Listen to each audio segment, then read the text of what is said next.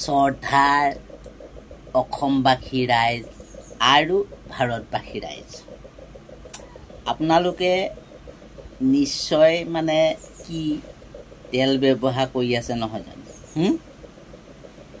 খাওঁতে, ঘঁহোতে, মেলোতে, পাতোতে এইখিনি এই আটাইকেইটাতে তেল ব্যৱহাৰ কৰি আছে নাই বাৰু? কি কি তেল ব্যৱহাৰ কৰিছে? ইঞ্জিন তেল, হনুমান তেল, চৰ্তাত এনেকৈ কিবা কিবি ঢেৰ হয় নহয়। কিন্তু কথা পাতোতো এটা আপোনালোকে তেল ব্যৱহাৰ কৰিছে। ভাৰতবৰ্ষৰ মানে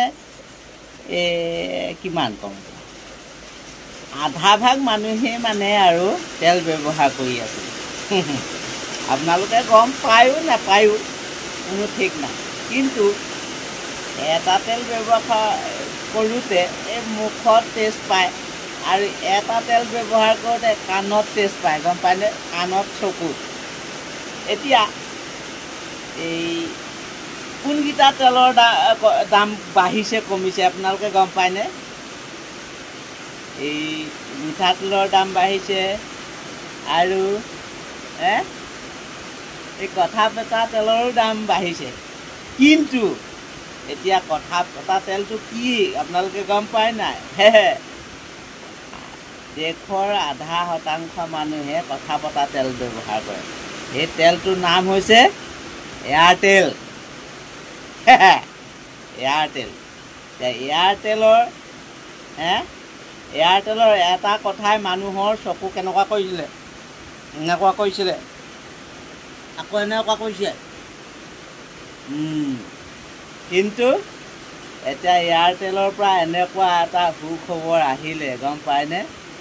এতিয়া কথা পতা দামটো আকৌ কমাই দিলে নহয়। বঢ়াই দিছিলে, কিন্তু কি হ'ব? সেই আকৌ কমাই দিলে আৰু সুবিধাটো। তাৰমানে এই যেনেকৈ আম্বানীয়ে বিয়া পতা সম্পৰ্কত এনেকৈ দাম বঢ়াইছে বুলি মানুহবোৰে কোৱাকুই কৰিছিলে নাই? বিয়া পাতিলেনো বাৰু সেইবোৰত দাম বঢ়ায় নেকি? আমাৰ হ'লে সেইবোৰ নাই আকৌ। আমাৰ সাঁচি গছ এজোপাকে বিকি দিম। আমাৰ সেই চব তেনেকুৱা দাম বঢ়া কথা নাই আকৌ। কিন্তু এতিয়া এয়াৰটেলে কি কৰিছে, যিমানখিনি আছিলে গোটেইখিনি আপোনালোকৰ কাৰণে অকণমান ৰেহাই মূল্যত দিবলৈ আগবাঢ়িছে। ইতিমধ্যে মানে চালু হ'লেই আৰু আপোনালোকৰ এতিয়া টেনশ্যন নাই। মুঠতে আপোনালোকৰ যদি আকৌ জিঅ' আছিলে, আম্বানী আছিলে, এতিয়া এয়াৰটেললৈ গুচি আহক। এইখিনি ময়ে কৈ দিব পাৰিম। যদি আপোনালোকক সহায় লাগে মই কৈ দিব পাৰিম।